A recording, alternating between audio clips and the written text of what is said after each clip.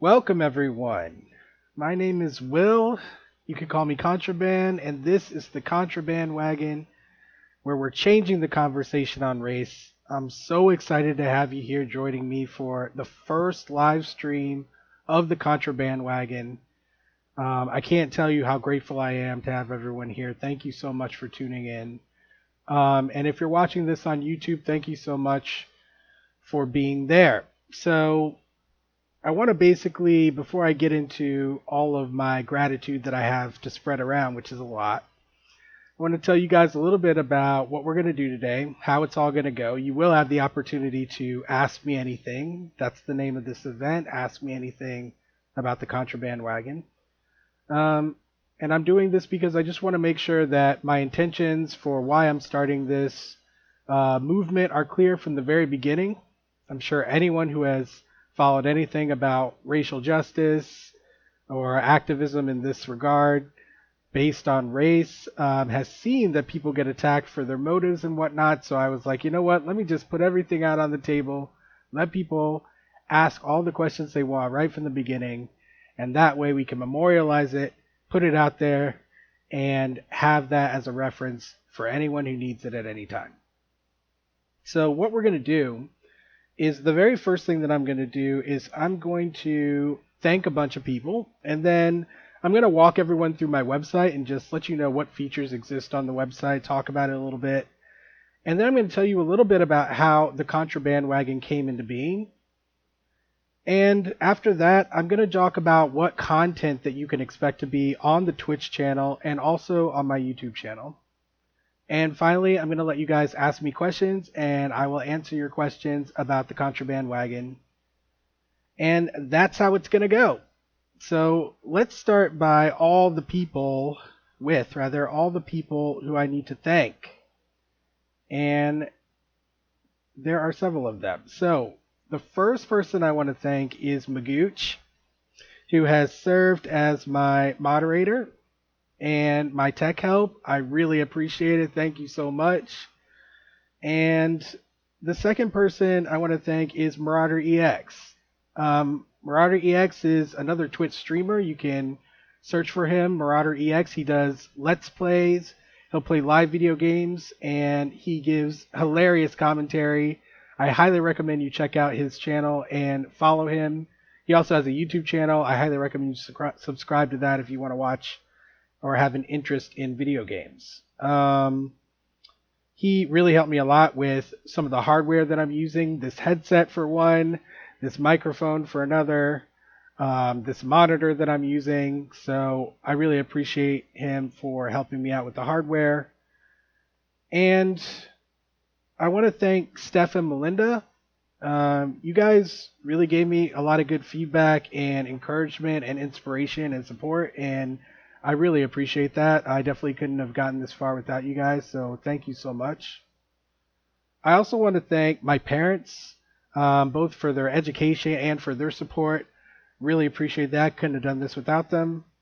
And I want to thank all of my followers here and on YouTube, and all of the racism discussion group members who really, inspired me to continue on and keep this conversation going. Thank you all.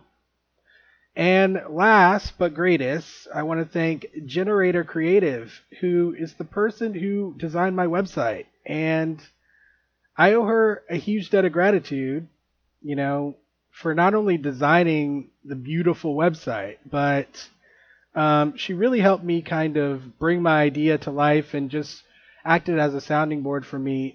She's definitely a true artist, and we're actually going to take a look at the website right now so I can show you that directly. So here we go. Let me get out of the way here.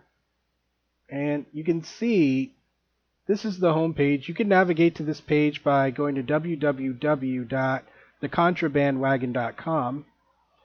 And if you click on this, experiencing the race conversation in real time, we'll talk more about, the content of the show and whatnot in just a moment.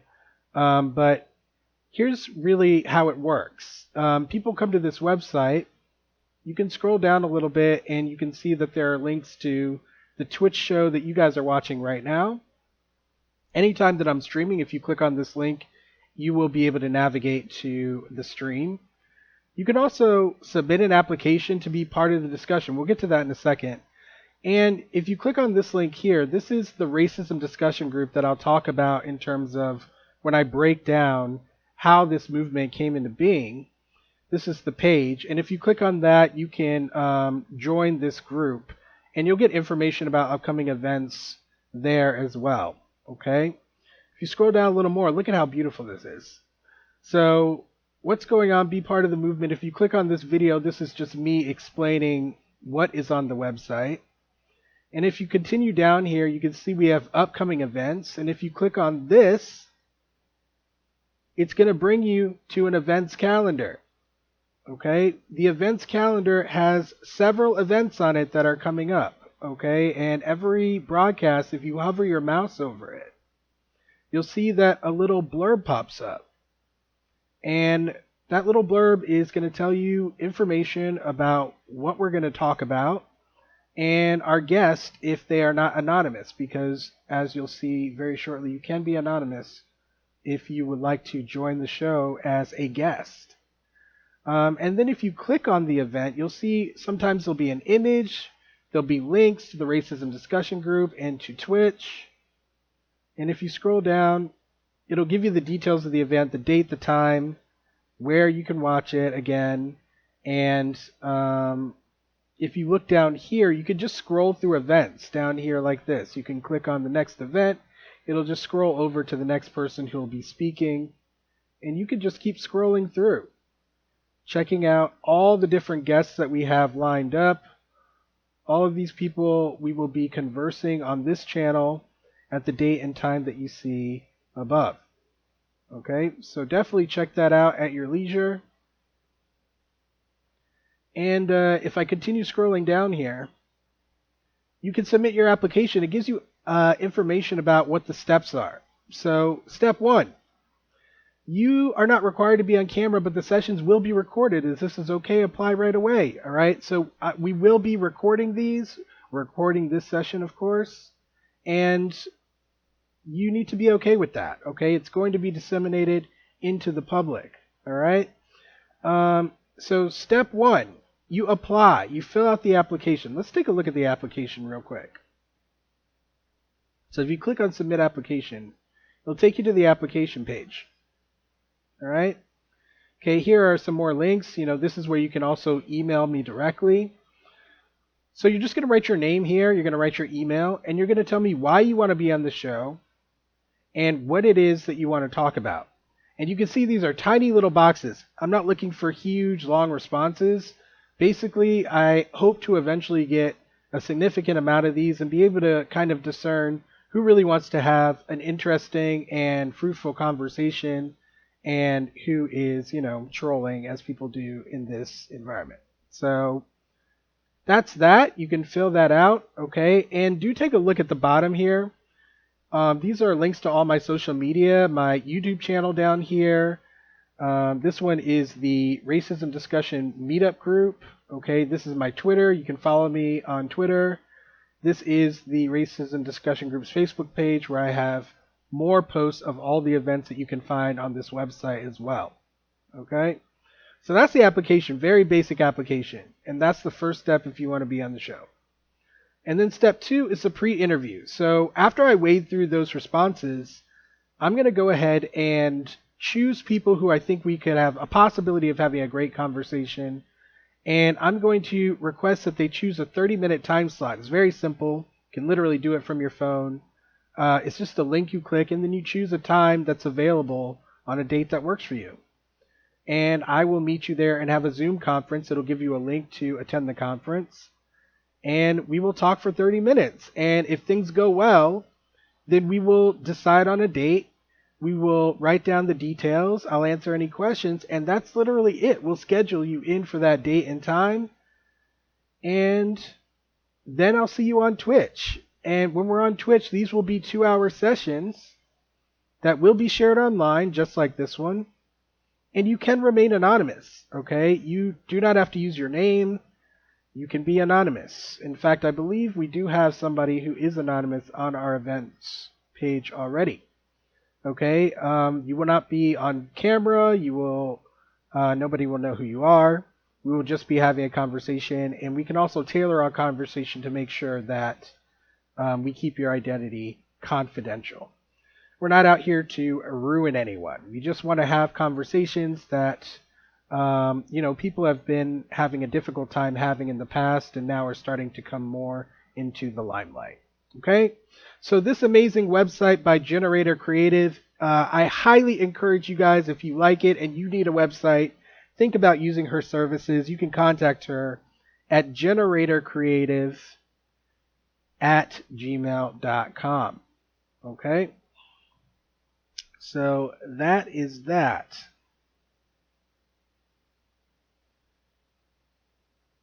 All right. So let me actually write her email in there. generatorcreative@gmail.com. Definitely check it out, guys. She also has a Facebook page, Generator Creative. You can definitely check that out as well. She is amazing. So, thank all of you. Okay, I really appreciate you guys, and I couldn't have done this without you. So let's go ahead and start talking about how all this happened, right? How did we get here? How did we get to the Contraband Wagon? Well,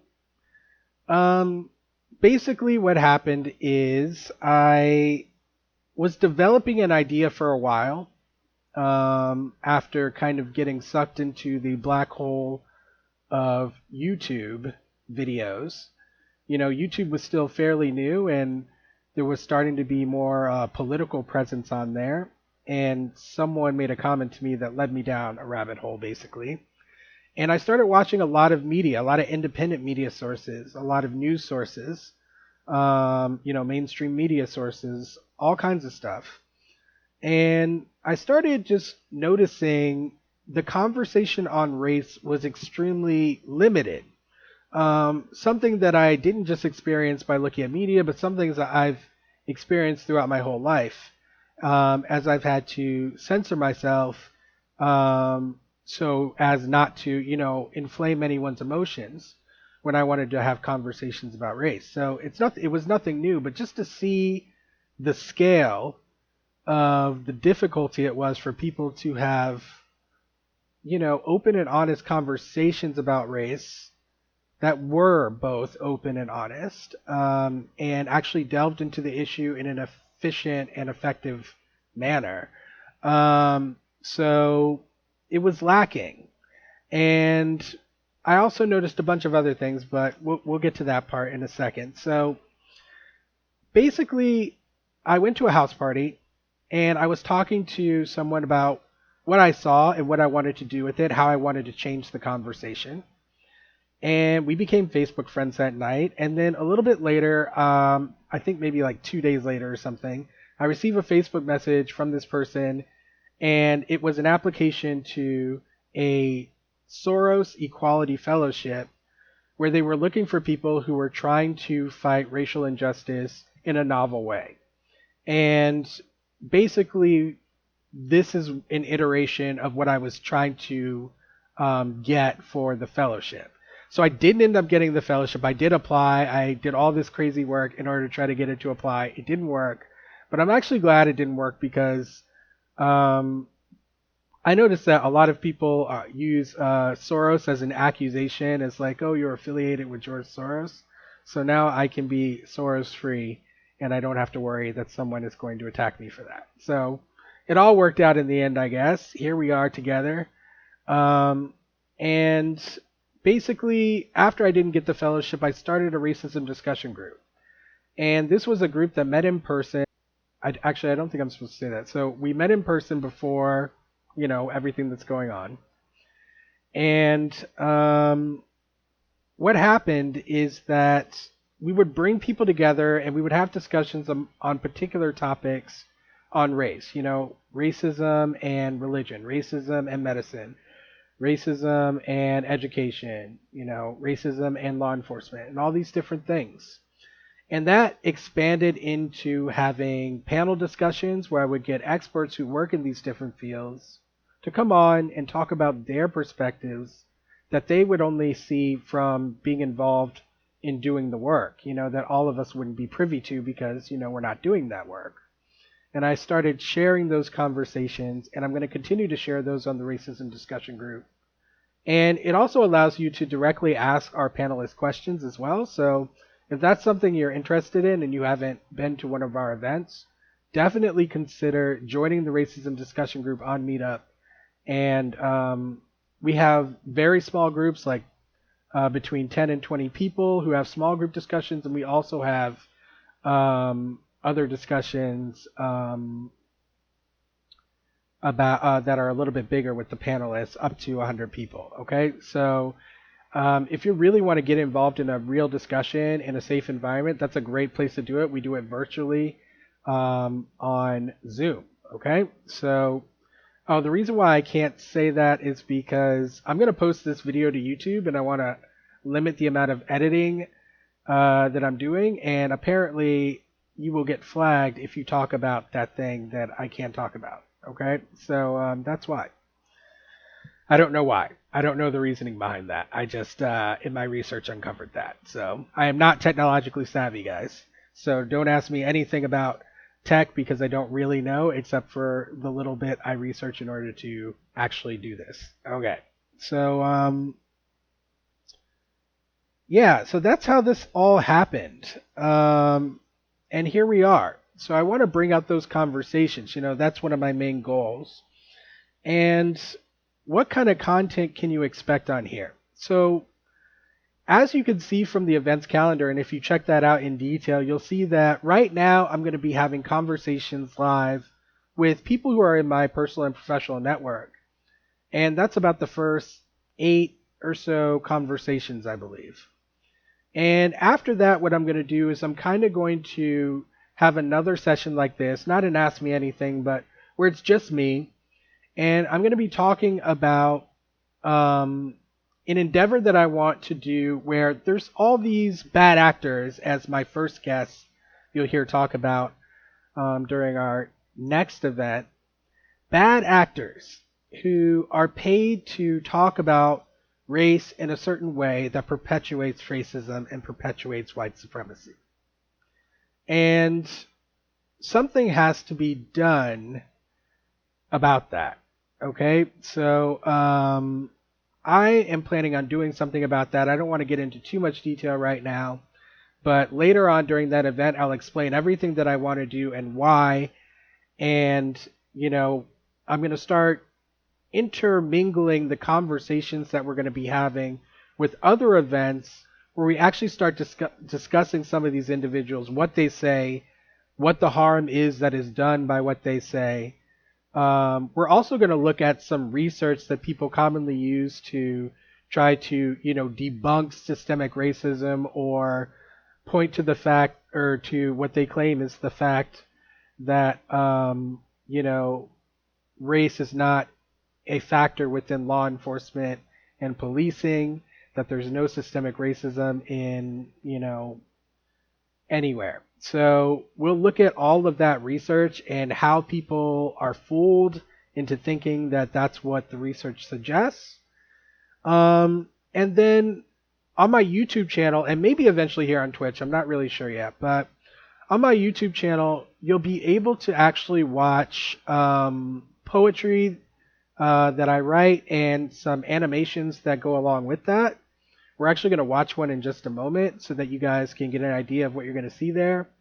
And also because it explains where the name Contraband came from, because I'm sure many of you are curious about that, and a lot of people have asked me before I started doing this.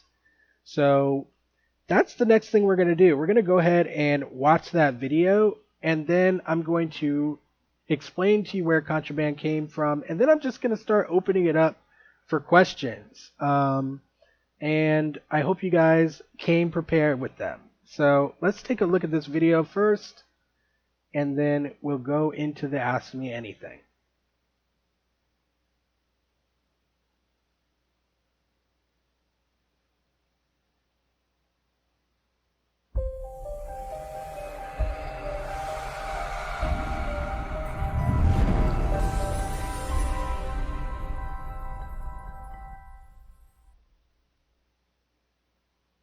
People ask me, what is my inspiration for starting this channel? And the answer is, I was perplexed. I was 6 years old when I had already been told the difference between black and white. VHS tapes and PBS specials taught me quite a bit about America's plight. I was walking the halls of my elementary school, 6 years old. 6 years old, and I remember a boy who told me I wasn't acting my identity because I wasn't acting out. That I really wasn't black because it was all about being bad, being mad, in a gang. Bad grades, bad words, bad names, and that wasn't my game. So was I really black, after all?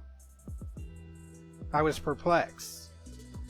Going to school, getting my lunch from the cafeteria line. Microwaved pizza. Fridays sure are mighty fine. Then I turned to sit, and it hit. Blacks on one side, whites on the other side. But didn't they tell me that segregation died? I was perplexed.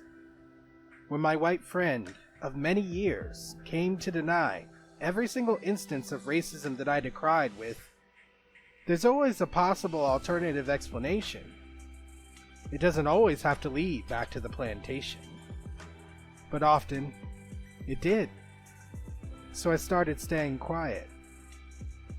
Until one day, a woman no less than 70 years old looked at me with a hate so great that my friend didn't need to be told that it was a hate born of times of old.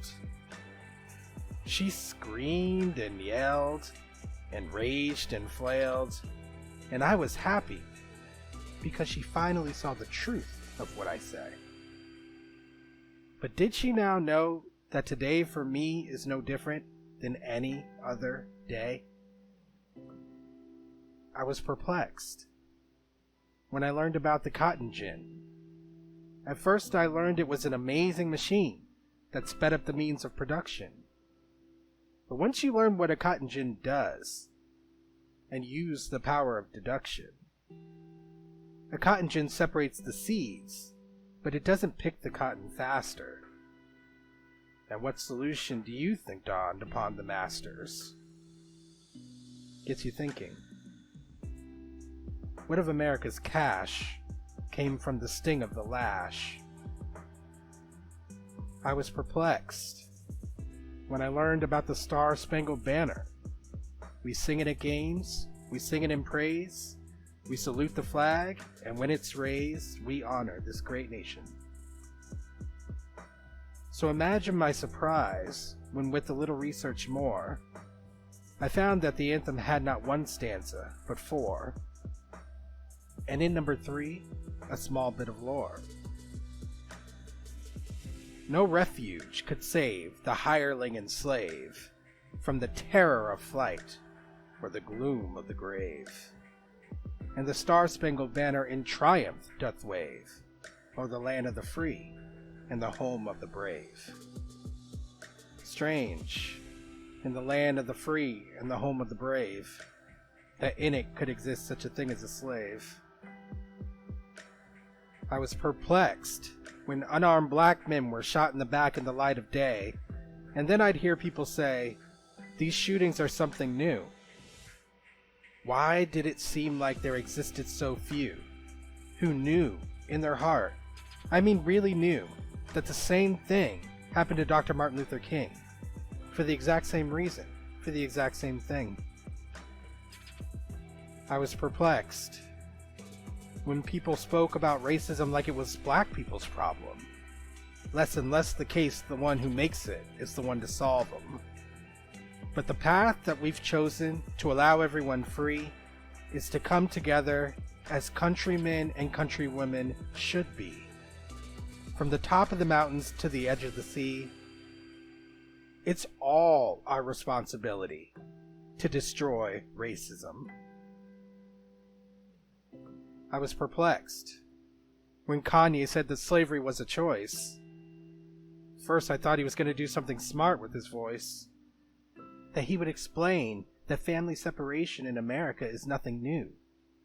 That he would explain that it was the slaver's choice to take on the view that one is superior and the other inferior. But I must have been completely delirious, because instead he said it was us. Well, Kanye, not me, because I am Contraband, non-existent to some, the voice of reason to others, to yet others a runaway slave no greater than property. And until each and every American can look on me and see an honest-to-God human being, then I will remain Contraband. All right. There we go. Hope you guys enjoyed it. So that was kind of the 6 months I took when I was working on my application for the fellowship. I wrote that poem, and then I commissioned the animation a little bit later.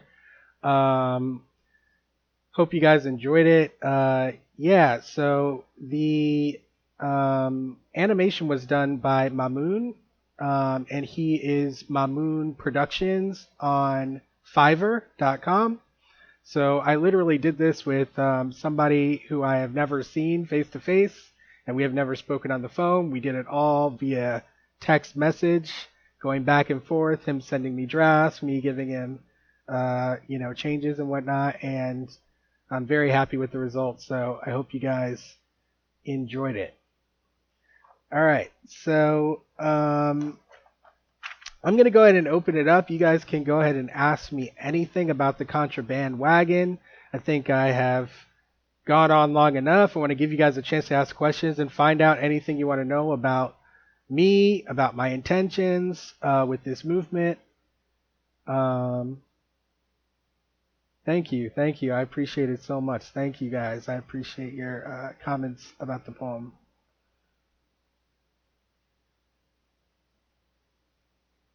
So I will take all questions, any and all questions. Just type it into the chat, and I'm happy to answer. I definitely want this to be an interactive experience with my audience, and this is one of the few chances we're going to get to really be this interactive, because as I said, I'll be having guests on, and we'll be speaking, and you guys will be listening in. And you will have a chance to ask questions, but it'll be much more limited than it is today. So definitely get questions out that you like. So what are the highest priority goals for the year? So my first high priority goal is to become an affiliate with Twitch, because that's going to open up more opportunities for me to do different content on the show. And so that's basically, I'm estimating, going to take about a month or a month and a half. And once I pass that goal, my next goal is to get 1 of 4 black intellectuals who comment on race to come onto the show, whose main message is that it is that systemic racism is in existence, but it's not a very big problem, and we shouldn't be focusing on it.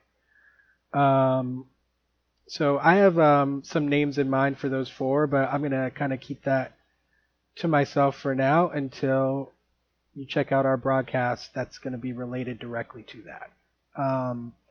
But those are my first 2 initial goals. I also want to become a partner with Twitch ultimately. I don't think I'm going to be able to meet the criteria for that necessarily in a year. I'm not really sure. But you guys definitely, the more you share that video, if you go to my YouTube channel, you'll see that this video is there. Share it with everybody if you really liked it. And you can just send them the link and ask them to subscribe to the channel.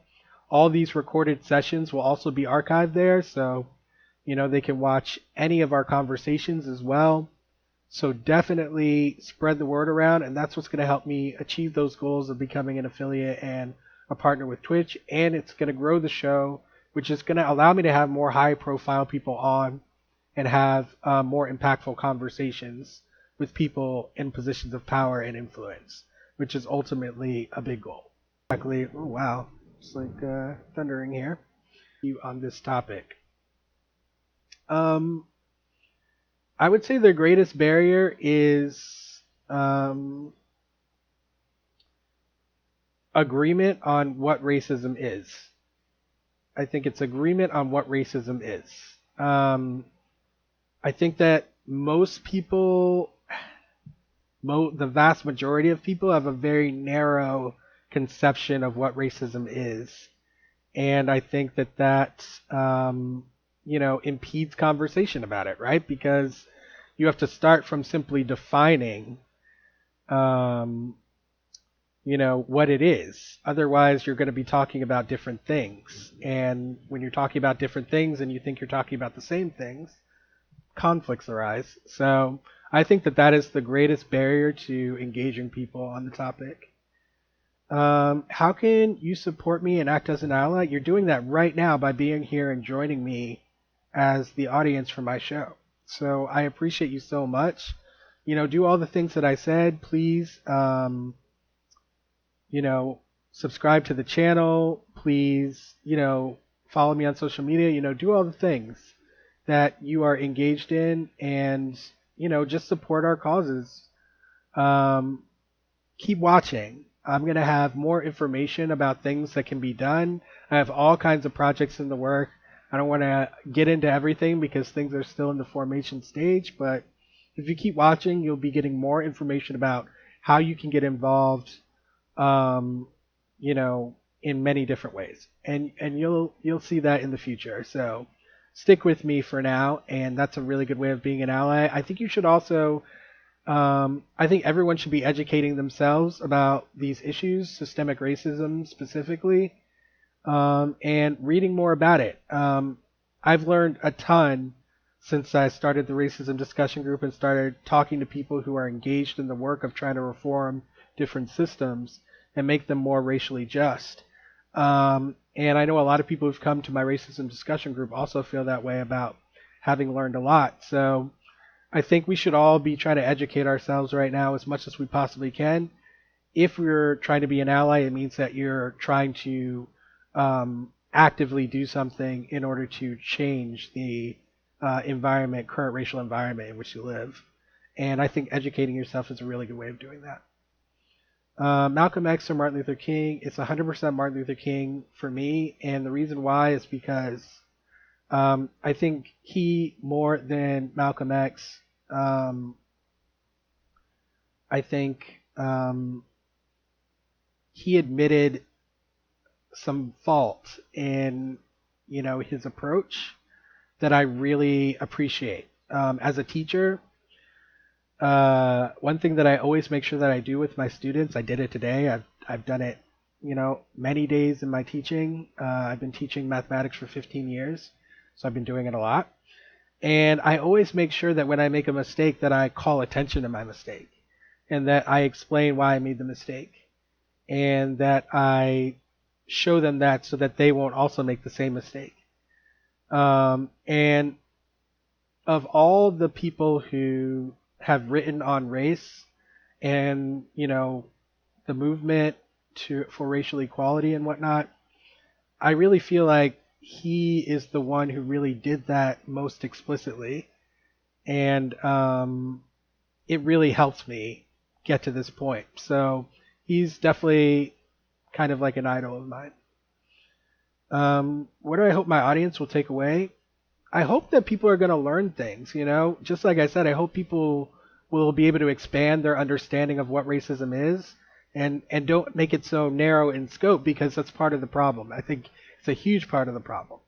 I think if we can all come to a universal understanding of what is racism, what falls under the umbrella of racism, instead of thinking about who is racist, I think that's going to go a long way. And we're engaging in that process right now. I just want to do my part to make sure that conversation stays on focus and does stay with identification of and solutions to racism. And there's other things I want people to take away as well, but I'm going to go into that more as more elements of the show start becoming public. So why do you want 1 of 4 to say that racism is not a problem, or I I Oh, yeah. Okay. So yes. So the reason why I'm looking for there's like a pretty small insular group of black intellectuals out there who are promoting a message that all of this talk about systemic racism is overkill and it's all politically motivated and that the data doesn't support that systemic racism exists and it's barely a problem anymore and you know and we shouldn't be focusing on trying to solve that. We should be focusing on problems within the black community itself that I guess the argument is that are separate somehow from systemic racism. So there's a whole group of intellectuals. They're pretty popular, especially among politically conservative people, and they're gaining in popularity. So some of them even work for think tanks, whose sole message is to control the narrative. Like literally, it's in their mission statement. So, um, I want to offer some pushback to that because I think that there's a better way to have the conversation than they're putting out there. So that's why I'm inviting them on my show so that we can have a dialogue that they don't really offer when they talk to each other. All right, so what do I want to teach? Is your message for white people different than for black people? And what about mixed people? Really good questions there. I'm not necessarily saying that I'm teaching, although I'm sure there are things that people are going to learn from me. I think we can all learn from each other. But again, I want to teach people what falls under the umbrella of racism. I want to teach people what the current landscape on race is, because a lot of people are ignorant of that. They don't understand the players. They don't understand the game. They don't understand the game board. There's a lot going on, and a lot of people don't have time to figure everything out. And especially when there's a lot of misinformation these days, especially when there's so many sources of information, people don't have the time to take the time to weed through all of it and to synthesize it and to understand what's going on. So I want to offer that for people. I want to do that work and then offer that to a certain extent. And then I also want to share a perspective on race that they probably have never heard from people who work inside the systems that need reform. Because oftentimes, statistics will come out or stories will come out and people will say, oh, that's fake or this or that. Well, I want to bring people on who can say, no, that's not fake. This is a real thing. And not only is it not fake, but it's also not rare. It's something that happens all the time. And they can share their experiences. And they can share also what they believe needs to be done to fix the system and to change it such that we don't have these problems anymore. Is my message for white people different than for black people? Yeah, because racism has affected white and black people differently for the most part. And so, I think that we have different things to learn. And we have different roles to play in ending white supremacy. I said to someone not too long ago that the conversations that white people have about race generally are much different than the conversations that black people together have about race. I think that it's a huge problem and it limits communication. And so that's why I'm starting with developing a universal sense of what racism is.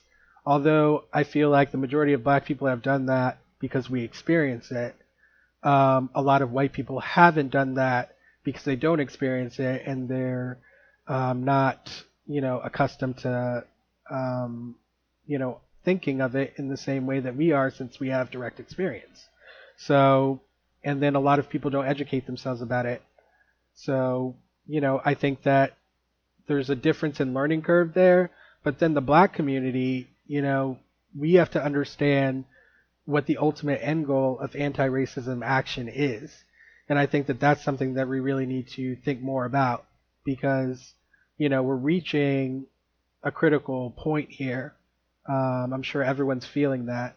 And I think that in the black community, there's a collective understanding that now is the time to really kind of push towards the finish line. Not necessarily saying we're going to get there, but we definitely have an opportunity to, really get some solutions forward in the near future, even though it may not seem like that. So yes, it will be different, and for multiracial people as well. Yeah, there is going to be somebody who is multiracial who's already scheduled for one of our events, and they're going to talk about their experience.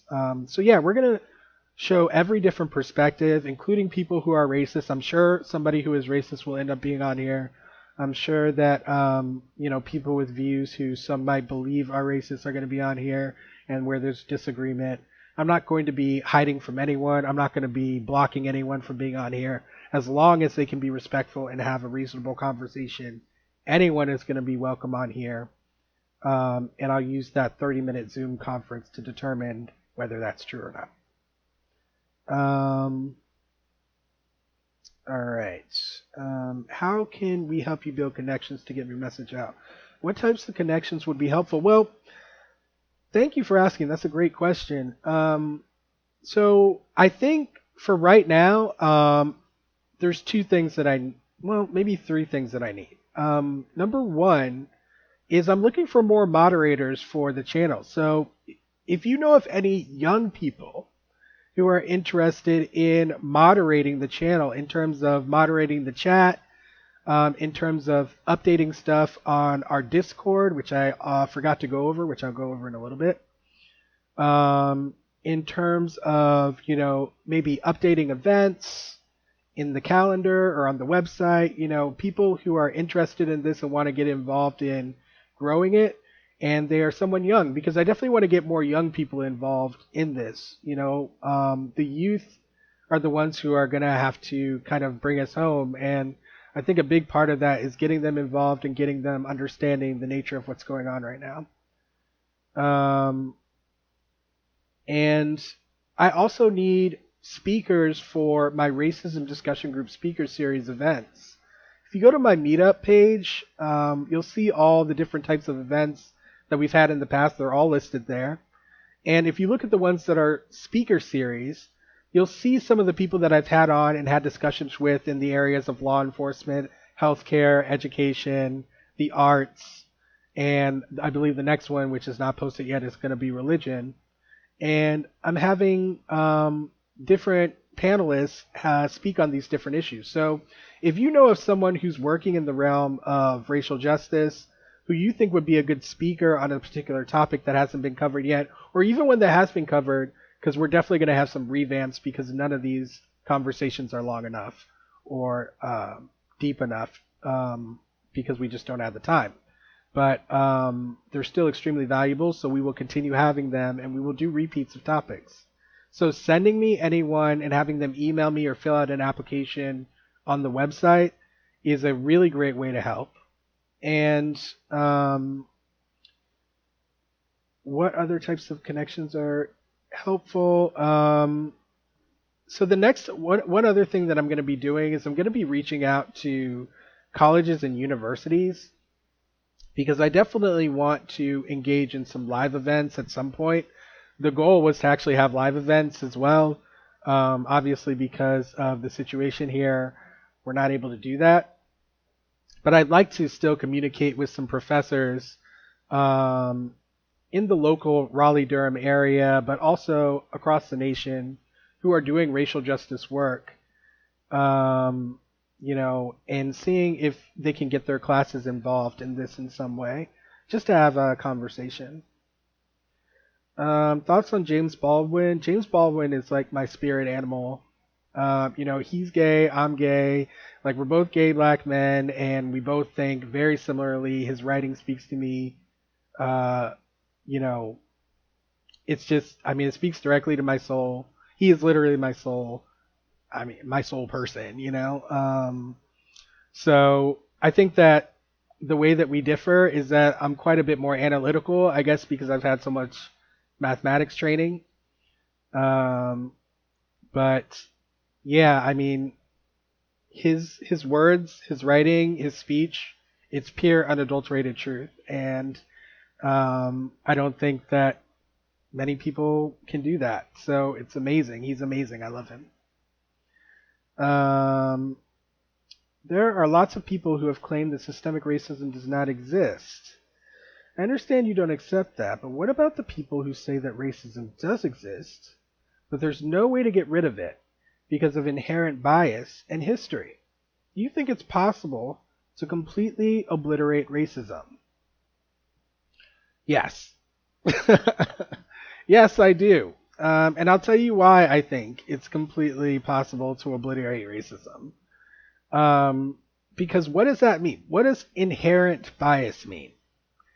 Like, once you start breaking that down, you realize that, you know, it comes down to a fundamental question of whether racism is something that naturally exists in the world or whether it's something that's artificially created. Now, of course, there's always going to be prejudice because we're human beings and we make judgments, right? And so, do I think that we'll get to a place where no one's making a judgment about someone because of their race? Of course not, because people have free will and they're going to do that, right? So, if that's the question, then no, I don't think that we're going to be able to obliterate all racism everywhere, because that would mean that we would have to obliterate it in the hearts and minds of all races, and I don't think that we're going to be able to do that. But who knows?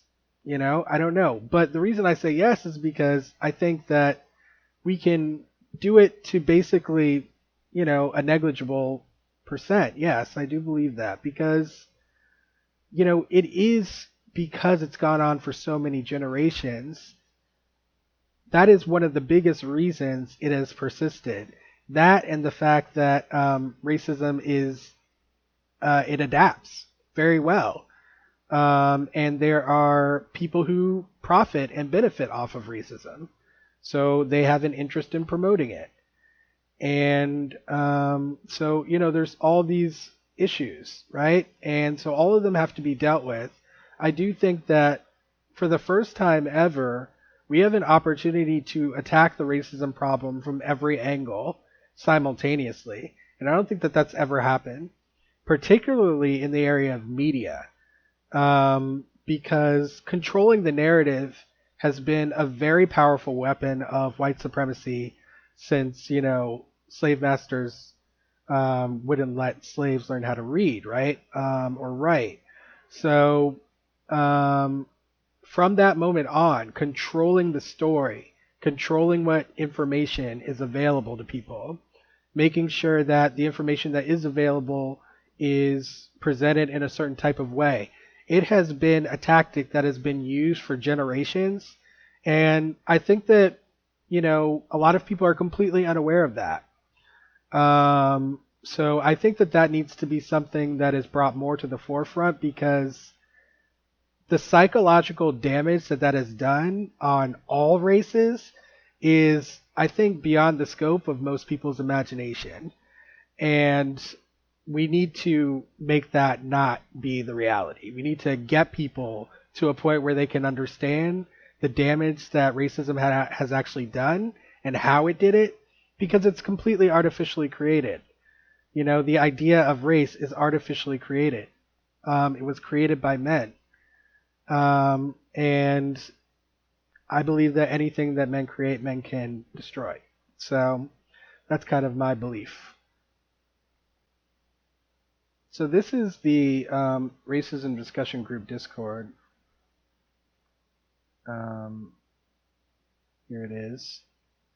And in here, you can see these are our previous chats that we've had, and I post all the events in here. And we continue the conversations from our Racism Discussion Group in here. We haven't really had extensive conversations in here yet. Only a couple, but I hope to have more in here. You can see we haven't really updated the recent police brutality cases stuff because it's too depressing. We haven't filled in any support options for people who are looking for support during this difficult time or not. But we have put in some different resources that people from the Racism Discussion Group have posted in here, so you can definitely take a look at those. If you'd like to join the Discord, I'll go ahead and create an invitation for you guys. If I can remember how to do that.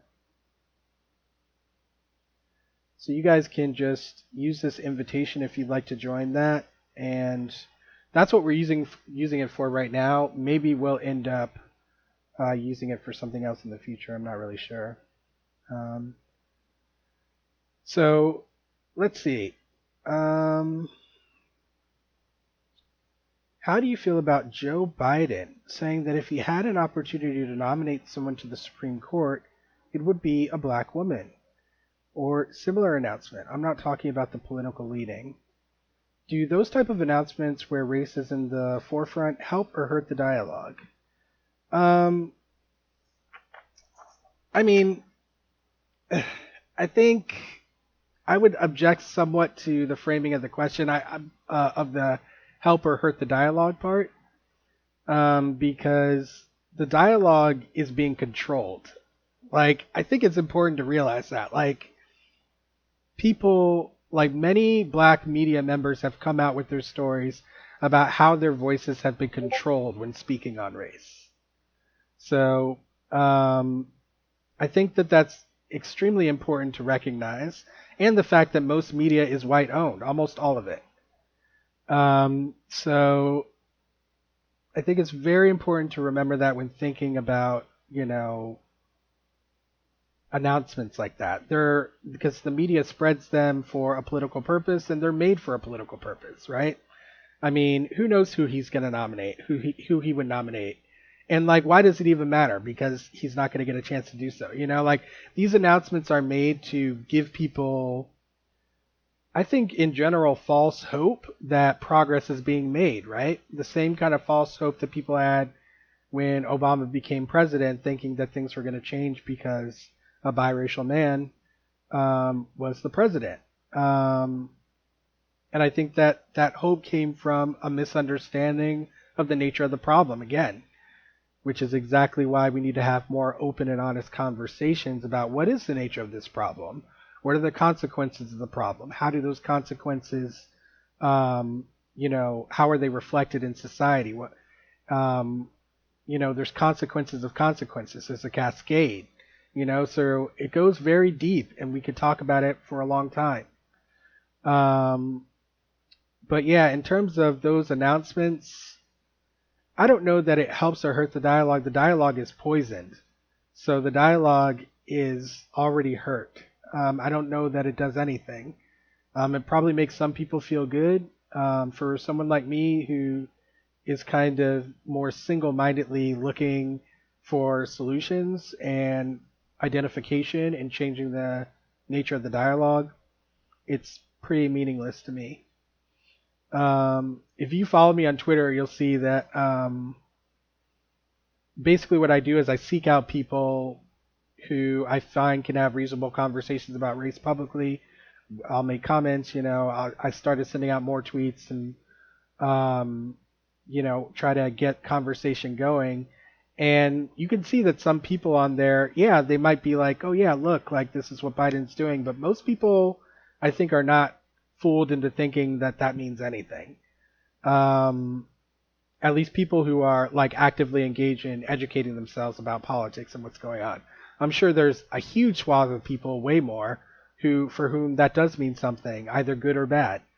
So I mean, I don't think one way or the other making announcements like that help or hurt the dialogue. I think the dialogue itself is already in a bad place, and we have to do a wholesale shift of the dialogue. So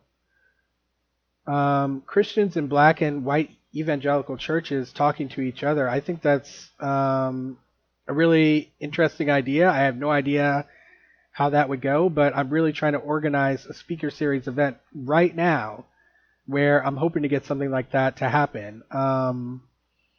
So I already have 2 guests lined up, and they're actually here today. So thank you so much for being here. I appreciate you guys. And I hope to get 1 or 2 more. So if you guys know of anyone, in your community or anywhere who would be interested in having one of these open conversations in like 100-person closed group session, let me know, because I definitely would want to have them on.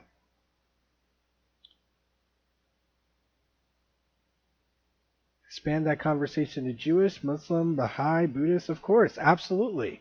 We want to bring in everybody. So I'm not limiting it. Like I said, these speaker series events are going to, kind of cycle back to all the topics that we went on before, because, I mean, it's not like a, 2-hour conversation or 1.5-hour conversation or something about education is going to be enough, right? We could talk about it for days. So same with religion. We want to definitely have many different religions represented.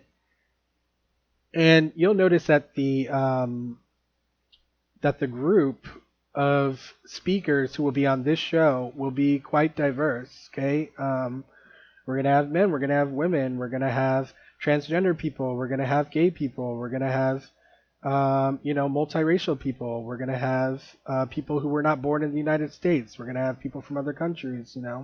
So we're not limiting ourselves to any particular subset of people for any reason. So what will be the format of your shows? More conversational versus interview style? Will there be time at the end for us to ask questions? So the answer to the first one, the format of the show. So different shows will have different formats. If it's a conversation series show, so you can look on the events page and see whether it's part of the conversation series. If it is, yes, it'll be just like a Joe Rogan podcast type thing, just me talking to somebody else and having conversation about race. And as I said, when you look at the events page, you'll see a little blurb that'll explain what we're going to be conversing about. You guys will be seeing a mostly novel conversation, because while we do talk about a few things and a few details just to understand where the conversation is going to go, I definitely try and limit how much we discuss during those 30 minutes, so these conversations can be authentic here live on Twitch. And that will be the format for most of the shows. There's going to be other formats, some where it's just me like this right here talking to you guys, and I'm going to be explaining and going through video clips of, let's say, the first person I choose, the first black conservative I choose to talk to is Coleman Hughes, right? So if he's the first person I choose, then I'll spend one of these sessions going through video clips of Coleman Hughes, going through essays or stories that he's written, noting different things that he's said, talking about where I think improvements can be made in the dialogue, and where I think the dialogue on race is being harmed by the messages that are being put out. And then I will have a session solely devoted to that and analyzing that. And then there will be other parts of the shows where I do polls with the audience. I don't want to get too much in what the polls are going to be yet, because it's still in development, but that'll also be an aspect of the show. But yeah, most of them will be one of the first two things that I said. I may branch out to other things later. I'm not really sure yet. I do have some other ideas in the works, tons of stuff actually. So, the sky's the limit. Let's see. And then, will there be time at the end for you to ask questions? I want people to be communicating throughout and asking questions throughout. So I'm going to try to, get you guys engaged as much as possible and not just dominate the conversation by myself. But I will leave some time at the end for people to ask questions. And I'm probably going to ask my guests also to kind of transfer to the Discord to continue on. And I'll stop live streaming and then move over to Discord. And if people want to continue the conversation there, they can do that. So that's kind of my plan right now. It may change. All of this is subject to change as we are just starting out here. But those are the basic plans right now. And I'm super excited about it. Welcome from Chile. Race is also a dangerous animal here. Yeah, I mean, when I talk about race, I'm mostly going to be focusing on the U.S., but I mean, this is a worldwide problem, which is why I'm not going to limit my guests to people who live in the United States. I'm also going to be speaking to people who live all around the world. And actually, if you go on the racism discussion group Facebook page, you'll find, I think it's one of the very first links on there, like really old now. But it's a link to a Greek radio show that I did, an interview with a Greek radio show. And you can listen to that. It's an interview I did a little while ago now, before this was all going to definitely come to fruition. So you can check that out and listen to that. But yeah, that played on Greek radio in Greece, and people heard me talking about race there. So I'm not limiting myself, to any geographical location because this is a global problem. As you guys saw, after the videotape murder of George Floyd, the entire world was protesting, right? It wasn't limited to just a city or a state or even a country in the world. Everyone, saw the nature of that problem reflected in that man's murder. So now that this has become, global awareness has risen, we should definitely take advantage of that time and do everything we can to take advantage of that momentum and make sure that white supremacy and racism doesn't have a chance to adjust as it always does in times of significant change. So, we're on the clock, and I definitely feel that time pressure. If anything, I'm fearful of how much time I have to actually grow this and making it the kind of impact that I want. How do I know if I contribute to systemic racism or if I'm subconsciously racist? Well, I mean, we all have racial bias, right? Like, we need to think of it as racism is something that affects us all, right? It affects every race. Black people, white people, Asian people, it affects everyone. So we're all being affected. That's how you should think about it. Don't think of it so much as, am I this? Am I that? If you have not consciously decided that racism is part of your identity, that being racist is not part of your identity, then I don't think you need to think of it in terms of an identity. You need to think of it as part of who you are. You need to think of it in terms of like I like to think of it, in terms of a virus. It acts like a virus, like a social virus. And it's the way that it spreads, the way that it adapts, and changes over time and lasts through the generations, even as people try to attack it and dismantle it. So, that's kind of the realm in which I hope that people start thinking about it. Of course, part of that process of doing the work to unravel it is self-reflection, but that self-reflection should be happening for everybody, not just white people, not just, black people, everybody. It should literally be everyone who is thinking about these issues and trying to move us ahead, because it should be something that we universally all want to fight back on, which unfortunately it's not. But I think that there's enough people now that we can actually make significant changes. And I think we saw that with the protests and how immediate action was taken legislatively, in terms of defunding police forces and, transferring those funds to other resources that are going to improve communities and, waylay the need for police to respond to mental health crises and drug issues and other things like that. Okay, so like this stuff is already happening as a direct result of those protests. So it's showing you that if we can galvanize enough momentum, we can actually make the legal changes that are necessary in order to allow the communities, particularly black communities, to heal and to grow and to thrive. And that's a big part of, what I want to be a part of.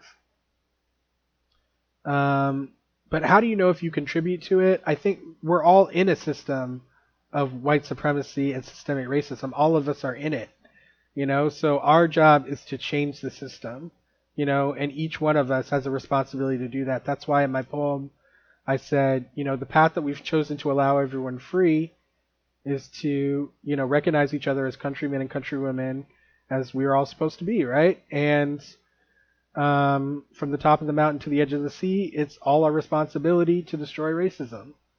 So we have to do it together. And that's the way we need to start thinking about it, is cooperating. Those of us who are dedicated to ending this for the sake of ourselves and for the sake of our future as a country and for the sake of our children, so that they don't have to grow up in this type of environment.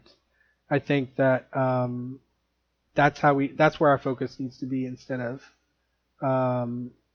thinking about subconscious racism at this moment in time. It is a thing that exists. Unconscious bias definitely exists. It definitely impacts everyone, but I think currently we need to start in a different position. And I encourage everyone to kind of shift their perspective to that position of just educating themselves and partnering up.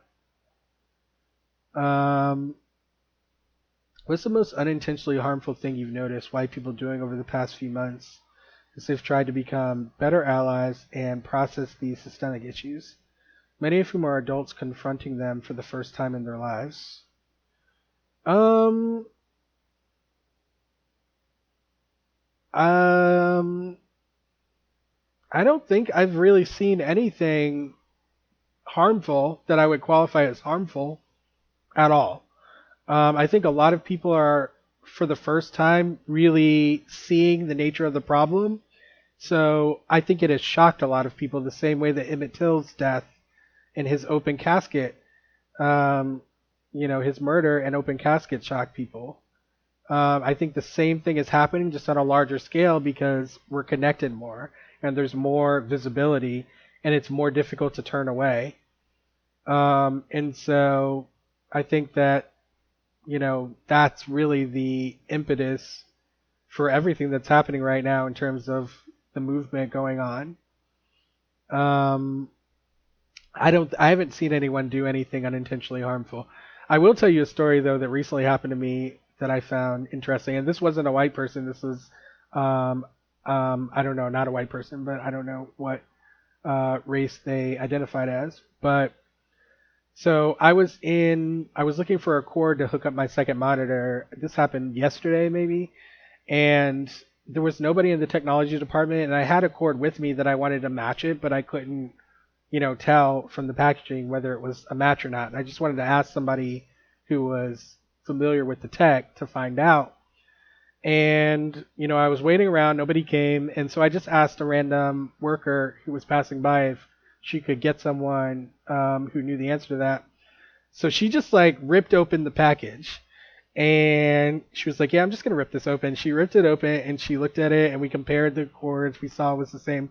And she was like, okay, like, there you go. And she just handed it back to me. And I was like, so, you know, should I just take this up and be like, hey, like, I'm getting this? And she's like, oh, yeah, it's fine. Just tell them that I opened it and this and that. And I was like, I've been in this situation so many times where like something that seems like not a big deal to someone, they haven't really put themselves in a black person's shoes to realize that like any little thing that you do that is out of the ordinary or that is, not standard or that stands out, it's going to be amplified in people's eyes, and that's something that is the result of systemic racism. So if I come up there with a package that's opened, the chances that a problem will occur is increased. And so like, as black people, we're often weighing situations and thinking about things differently than other people. This happens to me all the time. And it's for avoiding those situations where, people make accusations or, uncomfortable situations happen and people's latent racism comes out. And then you're in a situation where you have to confront that and publicly, and then all kinds of things can happen from there. So, I think that while there haven't been a lot of people who have, I've seen anyway, who have been unhelpfully doing things or harming the cause or anything by trying to be an ally, there's no one to me. If you're willing to put in the work, and you're willing to have open and honest discussions and you're really to self-reflect, then you're good in my book, even if you're struggling with it. what specific topics are you really excited to talk about, do a deeper dive on, or learn more about on the show? That's a really great question. And so, one thing that is a hot topic right now, obviously, is racism in law enforcement. And I know that some of you were present during my racism discussion group speaker series event entitled The Intersection of Race and Law Enforcement. And I communicated with two local police captains in my local area. I'm here in the Piedmont of North Carolina. And so two police captains and a police lieutenant. And we had an amazing conversation about, their experience as black males in leadership positions in police forces. Yeah, it was an amazing conversation, and I learned a bunch of things that I didn't know. Things that you would only know if you talk to a black police officer, right? And I think that that's the power of social media and media in general now, that anyone has access to people's stories, detailed stories at their fingertips. And although, there has been this push to discount anecdotal evidence as being useless for some reason, there are all kinds of things you can learn from anecdotes. And while you may not be able to apply them on a super large scale, it can lead you to be able to apply something on a super large scale. So I think that I'm really excited to talk more with law enforcement officials about their perception of the problem. I'll tell you that one thing that was interesting to me was their focus on, number one, the mental health of officers and how that plays an impact, and how mental health in terms of being a police officer, the perception of it within the force is changing, and that has been a huge benefit. I never heard any police officer talk about that before, and that was very interesting to hear. And then the other thing was about recruitment, and how, there's a conversation about changing specifically the kind of personality profiles who they are recruiting. So I'd like to dig in more into that and find out, is there a movement for that? Is that movement nationwide, or is that like a small movement that's growing?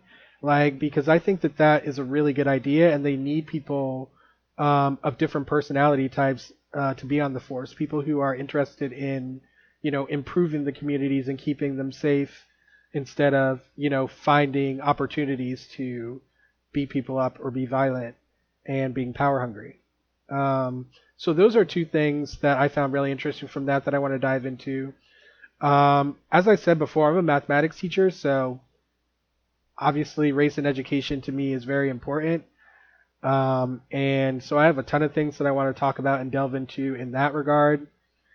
But truthfully, the thing that kind of interests me the most are the psychological impacts of racism, because I really feel like, people have no true concept of the nature of those impacts and the impact that they can have on people's life.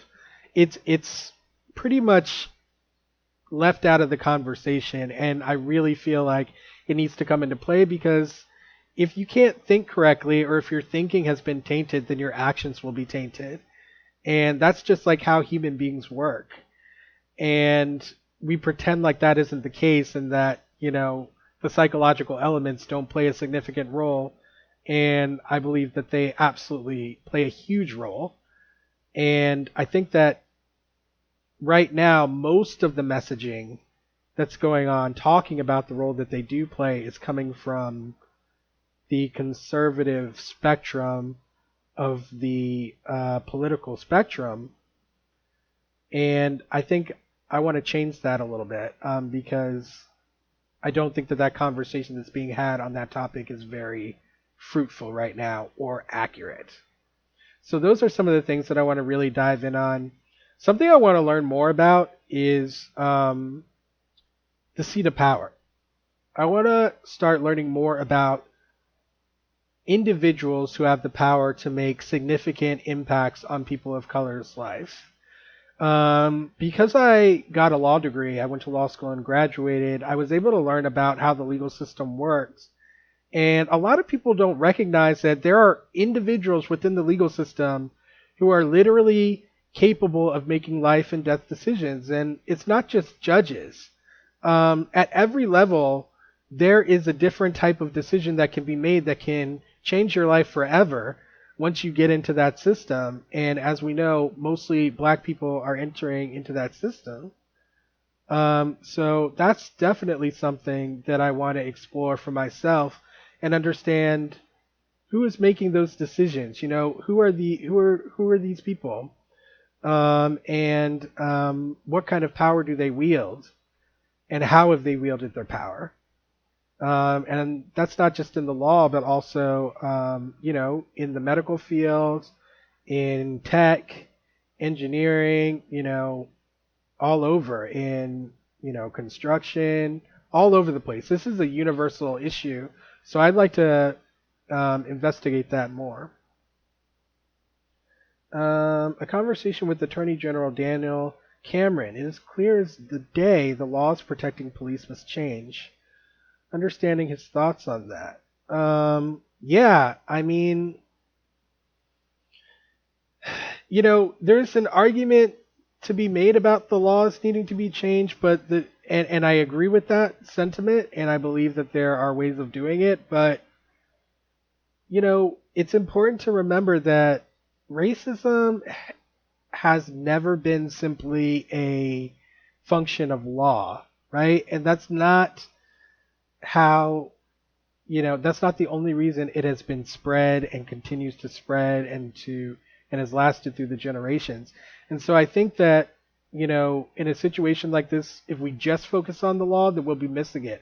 I think that we definitely have to focus on changing the laws, but also focus on the recruitment issue and the mental health issue, because all three of those things combined are going to make a significant impact. But if we only focus on one or the other, if we focus on changing the law, we've seen in the past that people will find a way to minimize the impact of those changes.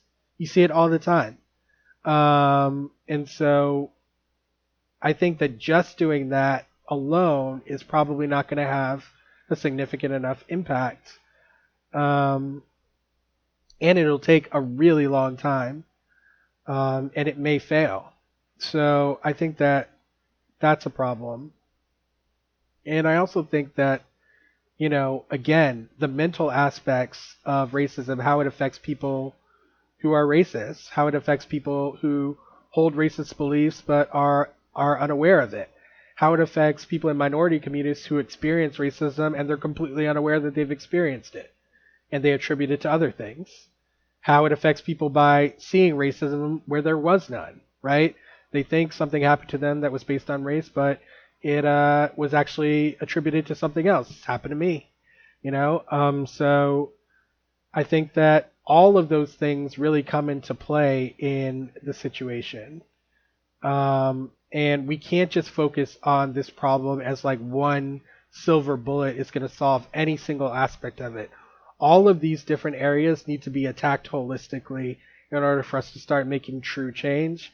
And I think that's part of the main reasons this piecemeal type of attacking the issues that white supremacy and racism has been able to fortify itself and continue on through the generations. So those are my thoughts on that. I definitely, we got to recognize our shared humanity. I definitely want to speak on that. We have so much more in common. I mean, vastly more in common than we have that are different about us. And the idea of race is an artificially created concept. And look how much meaning and power that we've given it, right? Something completely artificial. Now it dictates certain people's life. It literally kills people. Something that's just completely made up. And it just should be unacceptable to everyone. And unfortunately, it's not. And I think we need to start delving into that and delving into why. Why do people think that it's acceptable to maintain an environment this way? Why do people get so upset when people talk about unraveling the environment? We need to dig deep into that. And I think, using our shared humanity as a base is absolutely necessary in order to achieve that kind of productive conversation. So you'll be seeing me using that a lot in my conversations and making connections to my own experiences and talking about other people's experiences and how they relate to stories that our guests are speaking on. So definitely look forward to that. So I think white people have a tendency to want to feel useful and therefore will jump at the chance to speak up and add their own voice to the conversation. And I think that's harmful inasmuch that it takes time away from the voices of color and their chance and time to tell their stories and be heard. So I totally have experienced that myself personally, so I'll tell you a quick story about it. Um, so I randomly met this person, this guy at a bar, and we were talking about he had a recent like woke moment, right? Like where he realized how crazy racism was. This is maybe like 4 or 5 years ago or something. But he had this woke moment where he was like, "Oh my God, I see how bad it is. I see it now. I didn't see it before. Now I see it." And the same kind of moment that people are having now, right? And so I started talking to him about it. And I remember a moment I was like, we were like going to Applebee's or something, I don't know. And we were meeting his cousin there. And he was like, "I want you to talk to her about race because, you've really helped me learn a lot about it by talking to me. And, you've really helped me with this new vision that I have, this new perception that I have. So I want you to talk to my cousin." I was like, "Okay, I've been having these types of conversation, as you saw in my poem, since I was 6 years old. So, for me, it's no big deal." So I went and had a conversation with the cousin, but he continuously interrupted me, like clockwork.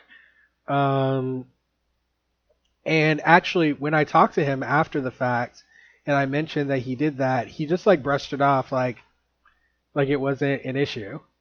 So it was a very interesting like sequence of events, and how it happened. But yeah, I've definitely experienced that. Um, but I also think that, and maybe this is a unique perspective, I don't know, and it's definitely something that I want to explore on this show, that the conversations on race that white people need to be having are generally not public, like they're nowhere.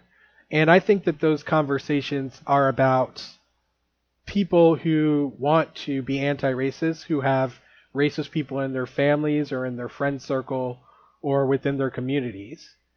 I think that those conversations and stories are extremely important to be heard, and those stories are silenced. They are nowhere. They're nowhere in the mainstream media. They're nowhere. They're basically nowhere. Maybe a TED Talk or two. You know what I mean? So I think those conversations are critical for people to understand the nature of the problem, and that is really, I think, a huge kind of responsibility on the white community that they need to take on, is to share stories of, you know, I mean, there's bound to be a number of stories where people saw racism. They saw someone in their family, they saw someone in their friend circle. I've heard tons of white people tell me personally these stories, but they're not publicly told, where this happens and how it makes them feel and their reaction.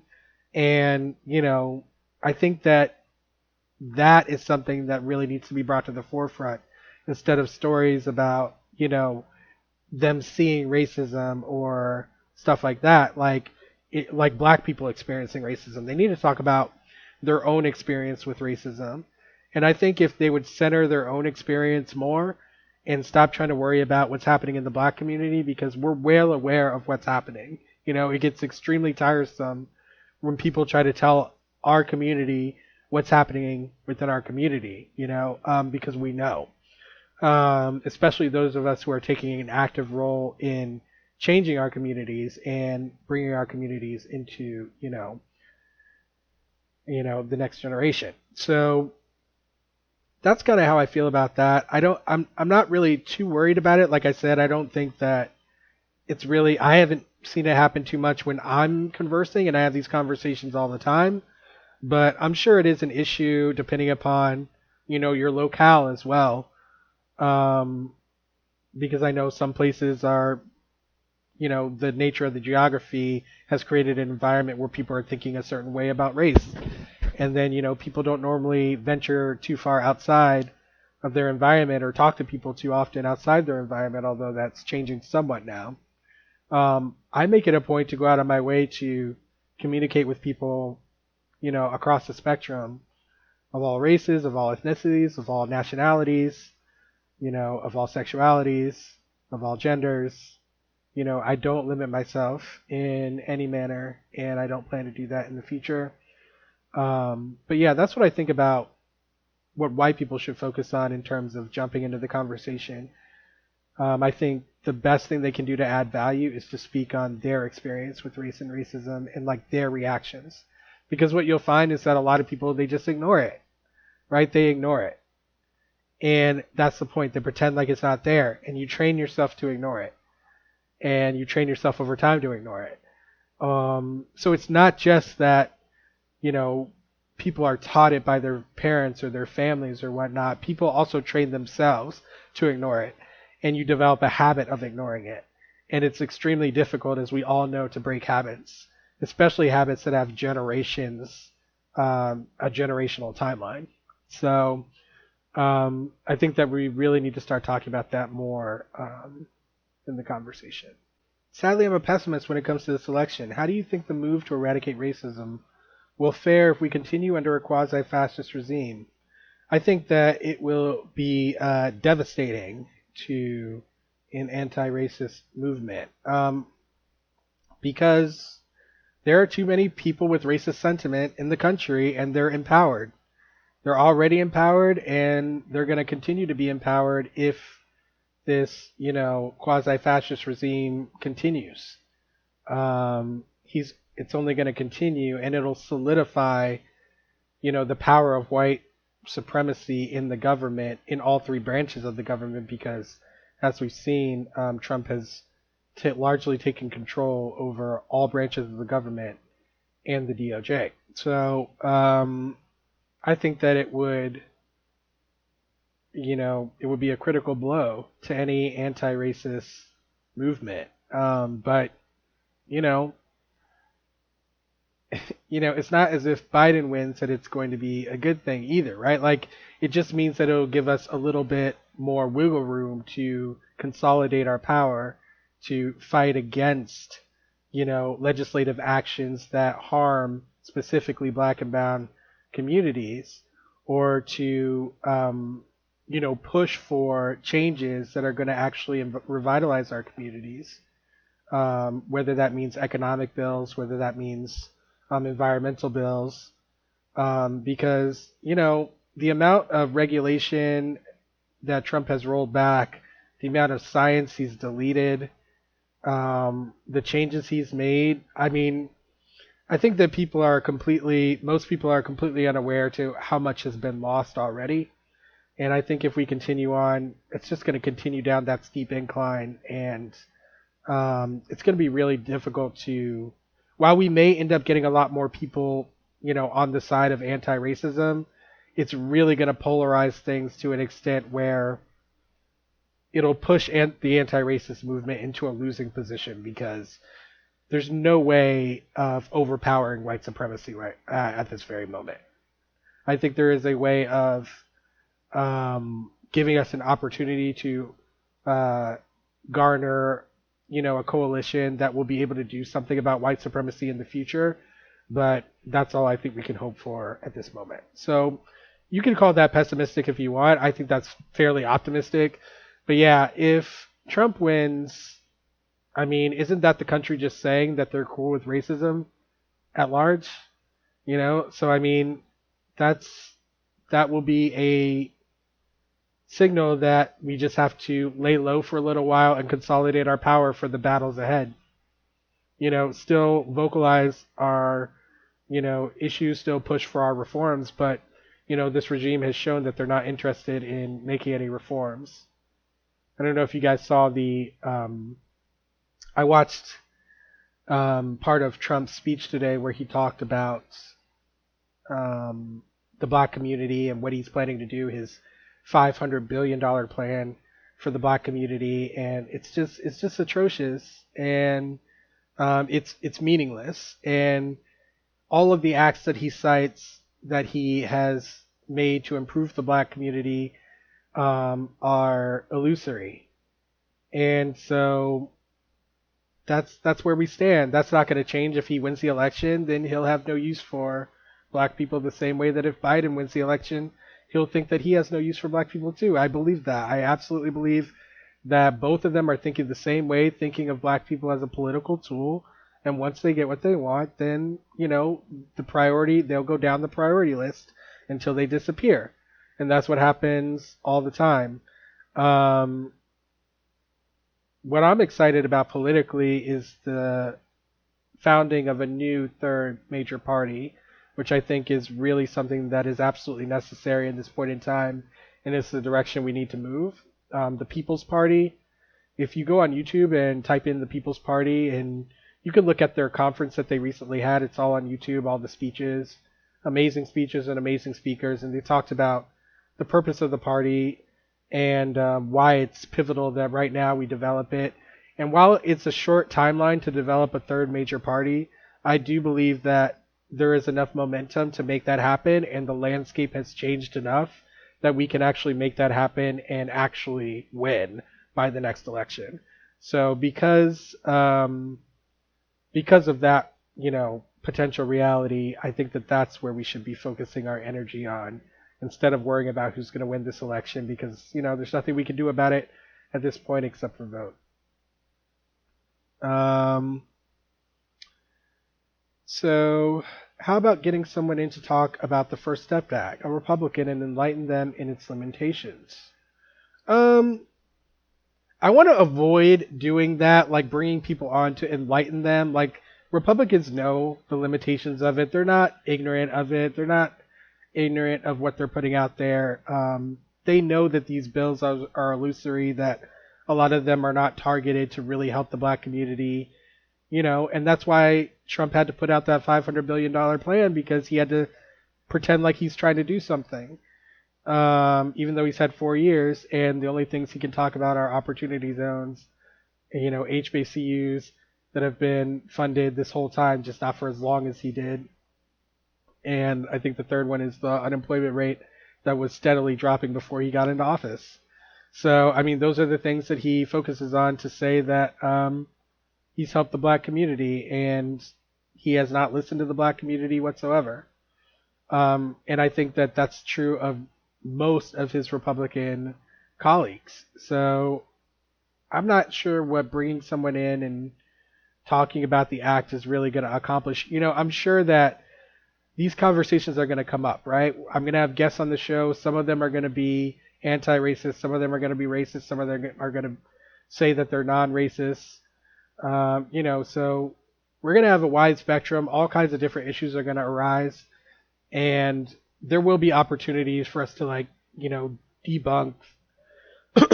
debunk misinformation on different legislative acts, to be able to dig into data. And we're going to do that live, on the air for you guys to see. And I'm going to kind of walk you through how I go through my process of communicating with people about these issues, so that emotions don't get too inflamed and we can have a productive conversation. Or to show you how I can identify people who are not really interested in engaging in this whatsoever, except to prove themselves right that systemic racism is not a thing. How do you think the push for anti-racism will fare during a Great Depression as people claw and fight for limited, scarce resources? It does appear like a depression is on the horizon. Yeah, I agree. I think it really depends on a bunch of things, I'm not sure. Because so many things have changed since the last Great Depression, while so many things have also stayed the same. So it's hard to really understand how the environment will settle. I don't really know the answer to that. I don't really want to prognosticate on that, because I don't know. Yeah, I literally just don't know. I think it could go either way. It could either be a good thing, and it could draw more people into, the fight for anti-racist education and anti-racist policy, or not. I don't know. But I do think that another Great Depression will be great for the People's Party, political party, because they're the people who have been warning us this whole time that this is coming, and we have not been heeding the warning. So eventually, enough people will be hurting bad enough that they will listen. And unfortunately, we had to get this far in order to make that happen. I saw an opinion piece that says many Trump supporters simply hate all liberals and think that things like compassion, honesty, kindness, compromise, etc. are all signs of weakness. Is it worth anyone's time to try engaging people with that kind of mindset? I don't think so. Because generally people like that I would consider in the closed-minded category, right? If people are open-minded and they still have a perspective like that, I'll still talk to them, but that's got to be a unicorn, right? If someone thinks that compassion, honesty, kindness, compromise are signs of weakness, then they don't know what strength is, right? So, it's pretty hard to teach someone something if they already think that they don't have something to learn from you. And if they think that you're weak, then they're not going to want to listen to you, regardless of what you say. And I think also that Trump has created an environment where, everyone's just going around blabbering different talking points that they heard to each other, right? Just like going back and forth and giving each other the same talking points that they heard from some other source instead of critically analyzing the issues and, coming up with maybe a brand new solution that no one's thought of, or a new way to battle racism. So, I think that no, it's not really fruitful to engage someone with that kind of mindset because they're not really interested in advancing their mindset. So what's the point, right? They're normally interested in ridiculing people, jeering people, and putting people down, and trying to convince you that your life experience is, not actually telling you what you know it is. So, yeah, no, I don't think so. I don't think it's fruitful, but I don't turn anyone away who comes to me and wants to have a conversation. If you come to me and you want to have a conversation and you're going to be open and honest in that conversation, even if you don't agree with me, even if you have views that I find distasteful, I'm still going to listen, and I'm not going to be judgmental, and I'm going to listen. And that's just how I've always been. That's just the person that I am. Yeah, Daryl Davis. I don't know if people are familiar with who Daryl Davis is, but let me pull this up real quick. So this is on his Wikipedia page. Let me pull this up.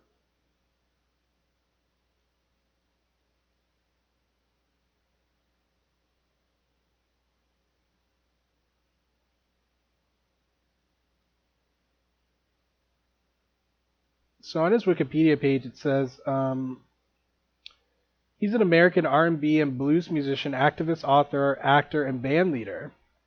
His efforts to improve race relations, in which, as an African American, he engaged with members of the Ku Klux Klan, convinced Klansmen to leave and denounce the KKK. Known for his energetic style of boogie-woogie piano, Davis has played with such musicians as Chuck Berry, Jerry Lee Lewis, B.B. King, and Bruce Hornsby. Okay, he is the subject of the 2016 documentary Accidental Courtesy, Daryl Davis, Race in America. So, yeah, I think that he is amazing. He did a Joe Rogan interview on his podcast that was really good. I've seen another TED Talk that he did. He is quite an amazing person, and his stories are incredible. And he did not, he always says that he did not seek out Klans members to go try to, convert them. This is something that kind of happened naturally as he was gigging, in places where the Klan was present. So just like his existence and his communication and his engaging with the KKK community is what made and inspired people decide to give up their robes, give him their robes. He's got a whole collection of robes, Klan's robes, and to, denounce the KKK. So I think that's an amazing story. He's an amazing person.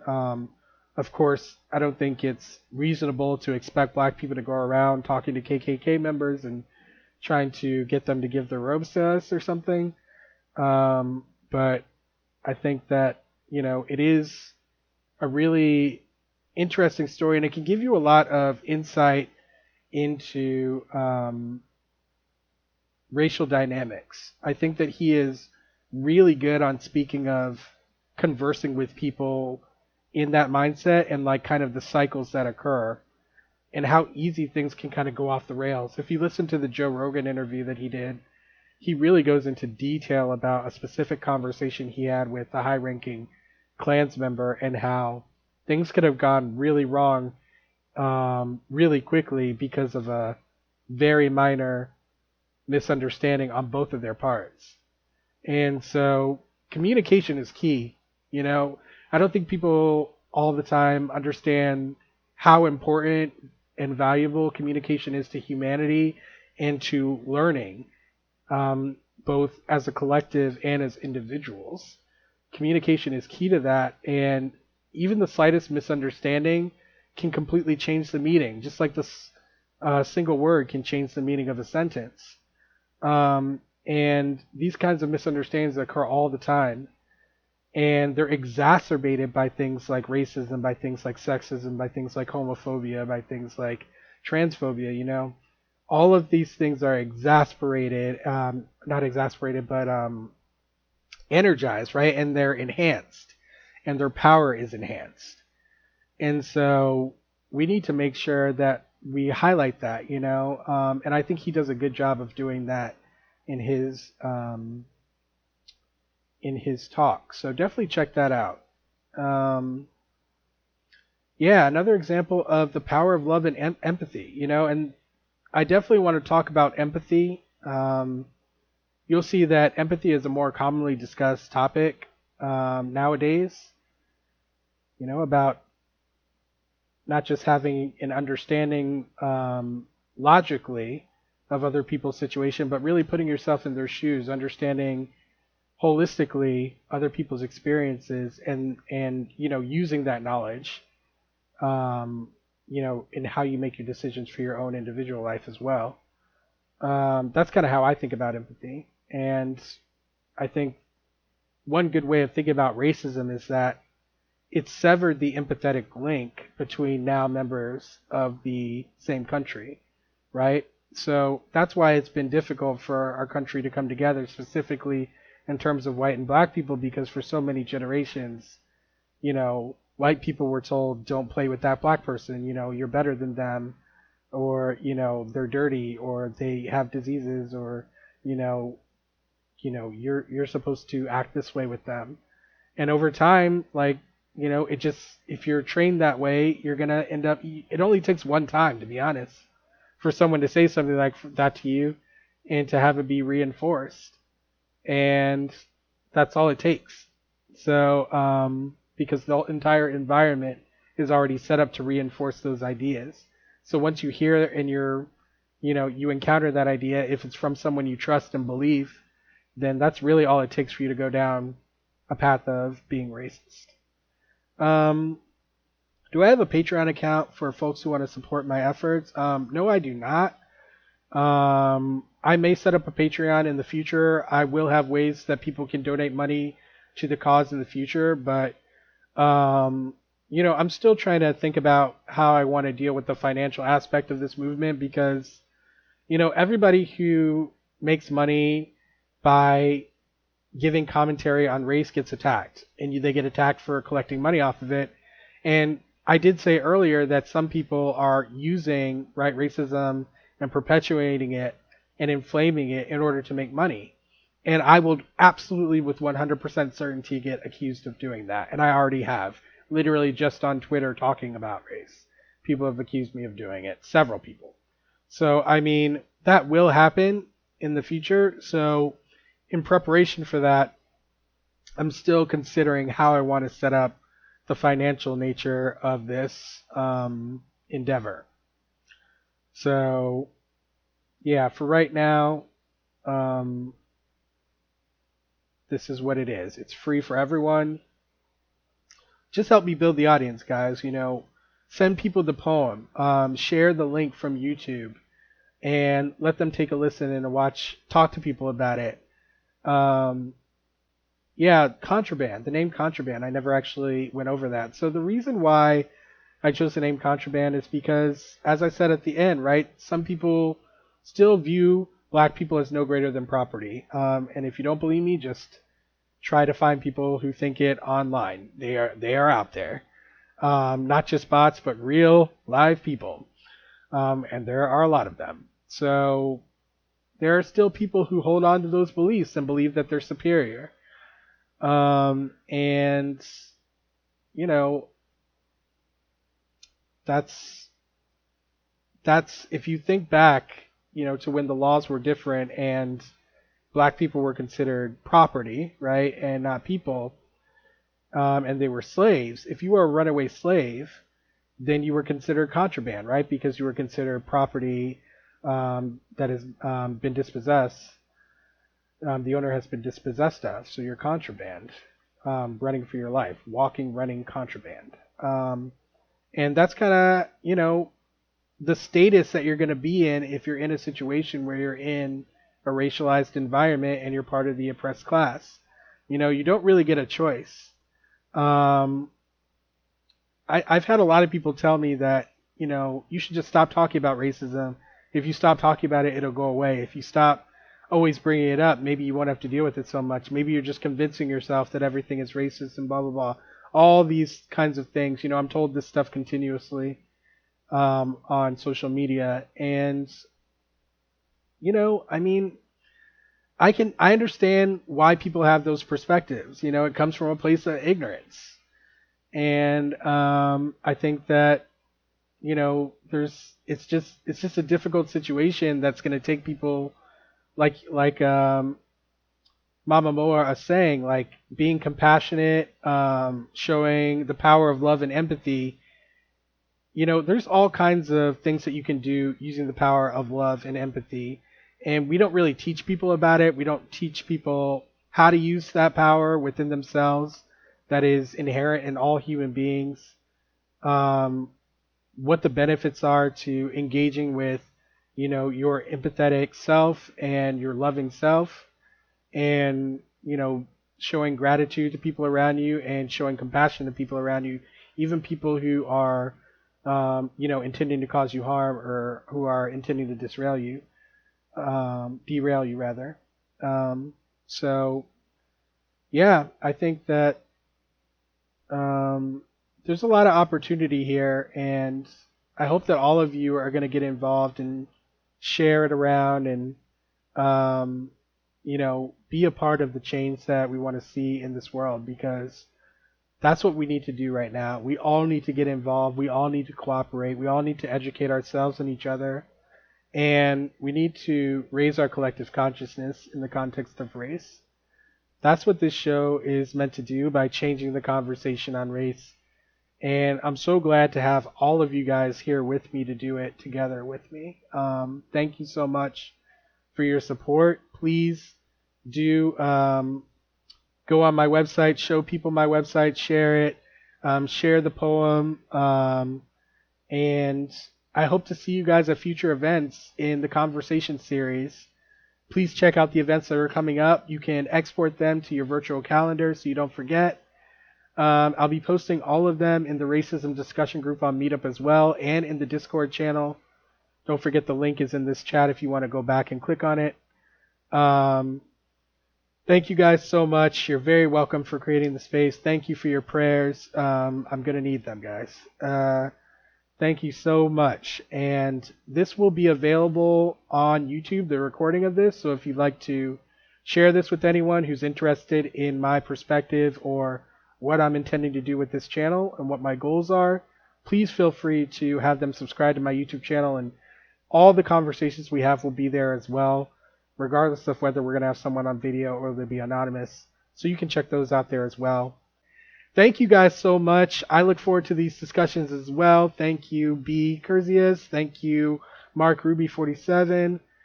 Really appreciate it. Thank you for your support, and I hope to see you guys at a future stream. Take care, everyone, and I'll see you next time on the Contraband Wagon.